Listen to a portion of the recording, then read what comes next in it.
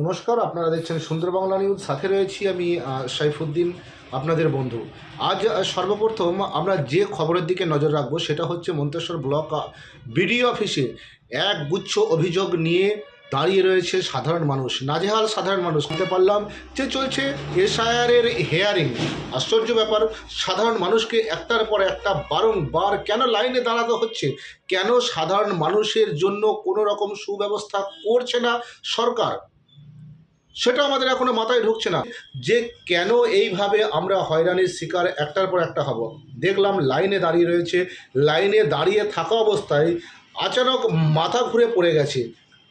এরপরে দেখলাম কেউ ক্যাথিড্রাল নিয়ে এসেছে, একদম তিনি অসহায় এক মহিলা কান্নায় ভেঙে পড়লেন আমাদের সামনে। লাইনে দাঁড়িয়ে রয়েছে, পেপার হাতে তারা অভিযোগ করছে, তারা বলছে যে আমার মায়ের নামের সঙ্গে আমার নাম মিল হচ্ছে না, সমস্ত কিছু ঠিক আছে।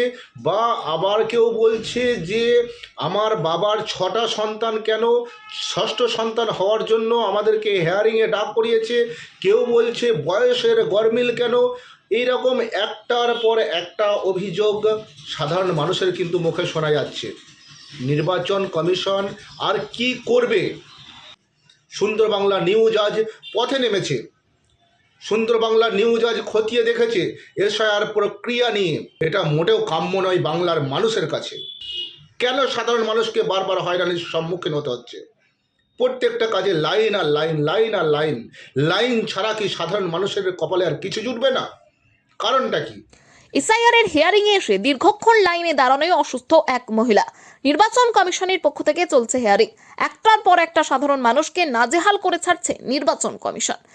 এমনই একগুচ্ছ অভিযোগ আজ মন্তেশ্বরের বিডিও অফিসে। আজ মন্তেশ্বর বিডিও অফিসে দেখা গেল হিয়ারিং এর জন্য এসেছে দূর দূরান্ত থেকে বহু মানুষ। কেউ বা এসেছে ক্যাথেটার হাতে, কেউ আবার এসেছে হ্যান্ডিক্যাপ ট্রাইসাইকেল নিয়ে। ভাবা যায়, কান্নায় ভেঙে পড়লেন এক মহিলা। তিনি আমাদের ক্যামেরার সামনে জানালেন যে তিনি বড় একা।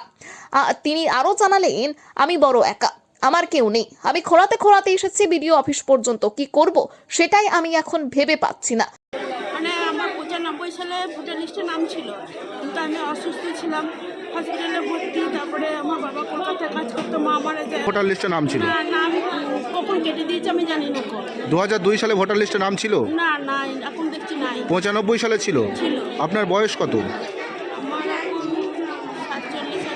47 বছর আমার বয়স বাবার নাম আছে, আছে? আমার নামটা কেটে দিয়েছে। আপনার নাম কেটে দিয়েছে? আমার বাবার নাম নন্দদুলাল, আর ভোটার লিস্টে আছে নন্দদুলাল। নন্দদুলাল দিয়ে আমার বাবা। আমার কেউ নেই, আমি একা। আপনি একা? কি নাম বললেন? সম্পাদে? কাঁদছেন কেন আপনি? একটু জানাবেন দিদি, কাঁদছেন কেন? আমার কেউ নেই, আমার কিছুই নেই। আমি যতটুকু সরকারি সাহায্য পাই, এমনকি আমার একটা থাকার জায়গা নেই। কারোর কোনো সাহায্য পাইনি। তাদের কান্না দেখে স্তব্ধ আমরা, যে কেন এই ধরনের মানুষগুলো বারবার লাইনের সম্মুখীন হবে। কেনই বা এইসব মানুষগুলো সকাল থেকে দুপুর থেকে রাত পর্যন্ত অনাহারে কাটাবে? তাদেরকে কোনো কাজকর্ম নেই? তাদের জন্য কি কোনো রকম সুযোগ সুবিধা নেই? আবার কিছুক্ষণ পর দেখা গেল হিয়ারিং এ এসে লাইনে দাঁড়িয়ে থাকা এক মহিলা হঠাৎ মাথা ঘুরে তিনি পড়ে গেলেন মাটিতে। সঙ্গে সঙ্গে ছুটে আসে মন্তেশ্বর ব্লক প্রাথমিক স্বাস্থ্য কেন্দ্রের ডাক্তারবাবুরা। কোনো রকমে তেনাকে ওখান থেকে উঠিয়ে হাসপাতাল পর্যন্ত নিয়ে যান। অসুস্থতার জন্য আমরা ওনাকে বেশি প্রশ্ন করিনি, শুধু একটাই কথা শুনলাম ওনার মুখ থেকে, যে তিনি লাইনে থাকা অবস্থায় আর সহ্য করতে পারছিলেন না। দিদি, কি হয়েছে আপনার? আপনি এসআইআর এর জন্য এসেছিলেন? শারীরিক অসুবিধার জন্য আপনি পড়ে গেছেন নাকি? ঠিক আছে, উঠুন, আস্তে আস্তে উঠুন, আস্তে আস্তে। আস্তে আস্তে। আমাদের প্রশ্ন নির্বাচন কমিশনকে, যদি হিয়ারিং এর জন্য এত মানুষকে আপনারা নাজেহাল করবেন, তাহলে এসআইআর এর ফর্ম কেন বিলি করেছিলেন? একটার পর একটা মানুষকে হিয়ারিং এর জায়গায় ডেকে তখনই তো ফর্ম ফিল আপ করিয়ে নিতে পারতেন। কমসে কম এসআইআর এর চাপে যেসব বিএলওরা প্রাণ হারিয়েছে তাদের প্রাণটা কমসে কম যেত না। সুন্দর বাংলা নিউজে অনেক সময় অনেক খবর হয়েছে, আর অনেকেই কমেন্টে আমাদের অনেক প্রিয় দর্শক তারা লিখেছেন যে এসআইআর প্রক্রিয়া একদম সঠিক হচ্ছে।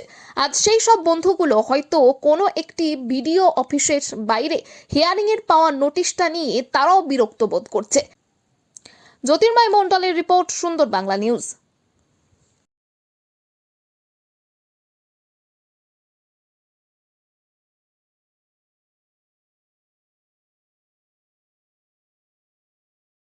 কোথায় বাড়ি তোমার? ক্লুট কি সমস্যা হয়েছে? আমার এটা হিয়ারিং কি জন্য ডেকেছে হিয়ারিংয়ে? হিয়ারিং কিসের জন্য ডেকেছে আমি ঠিক জানি না, নামে ভাবে কিছু ভুল তো নেই কিছু ভুল নেই? না। কি নাম বোন? আসছি না খাচ্ছি। বাবার নাম কি? নাম তোমার? আনসার শেখ। কি সমস্যা হয়েছে? ওই 8 ভাই বোন আমরা ওইখানে ডেকেছে যার জন্য হিয়ারিংয়ে ডেকেছে? ডেকেছে। কি বলতে চাইছো এই নিয়ে? কি বলবো, এই হয়রানি যে মানুষ হয়রানি। এফআইআর করা হয়েছিল, তারপরে নোটিশ দিয়েছিল, আজকে আমাদের হিয়ারিংয়ের ডেট ছিল। সমস্যার সম্মুখীন কতটা? সমস্যার সম্মুখীন বলতে বাবা মায়ের আধার কার্ডগুলো দেখতে চাইছে, যারা আনে নাই তাদেরকে আবার ঘুরে যেয়ে আনতে হচ্ছে, আর যাদের আছে তাদের হয়ে যাচ্ছে। কোথা থেকে এসছেন?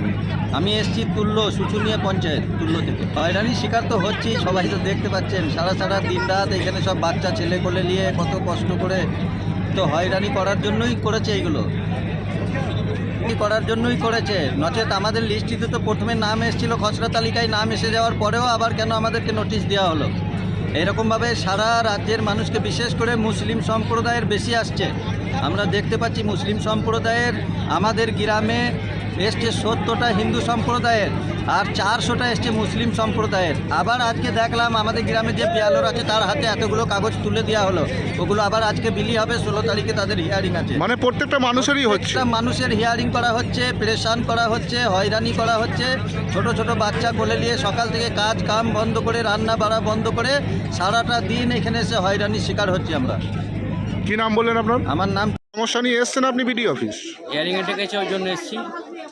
হিয়ারিং আমার এলাকায়, আমার বুথে 280 জন। প্রচণ্ড হয়রানির শিকার হচ্ছে। বয়স্ক মহিলারা আসছেন, আসতে পারছে না, বাসে করে টোটোয় আসছে, কি বলবেন? লাইনের পর লাইন দিয়ে দাঁড়িয়ে থাকতে হচ্ছে। 11টায় টাইম দিয়েছে, 12টা বেজে গেছে, তবুও এখন আমাদেরটা ধরেনি, আমরা লাইনে দাঁড়িয়ে আছি সারা জীবন লাইন আর লাইন, একদম। কি বলবেন?